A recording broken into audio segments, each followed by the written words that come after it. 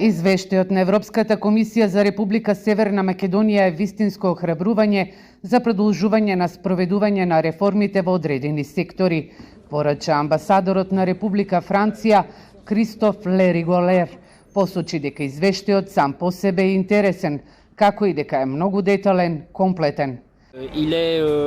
Многу урамнотежен, со многу позитивни елементи и со помалку позитивни елементи.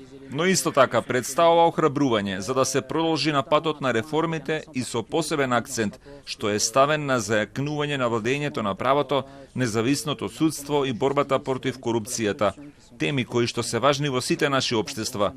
Извештај кој од таа гледна точка е многу корисен и навистина ги одразува приоритетите во нашата соработка, затоа што Франција тесно соработува во тие сектори, зајакнување на администрацијата, независност на судството.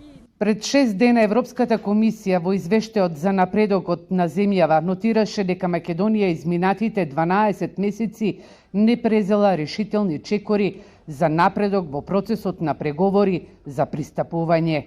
Освен што не се завршени уставните измени, комисијата оценува дека нема напредок ниту во реформите во судството, ниту во борбата против корупцијата. Еврокомесарката за проширување Марта Кос рече дека за да продолжи напред мора да се направат уставните измени. Опозицијската СДСМ оцени дека Македонија доби најлош извештај во изминатите 10 години, а пак владеачката ВМРО ДПМНЕ тврди дека документот е извештајче кое се користи за притисок. Ќе бидеме подготвени за членство во Европската Унија, кога ЕУ ќе биде подготвена да не прими, порача од владеачката партија.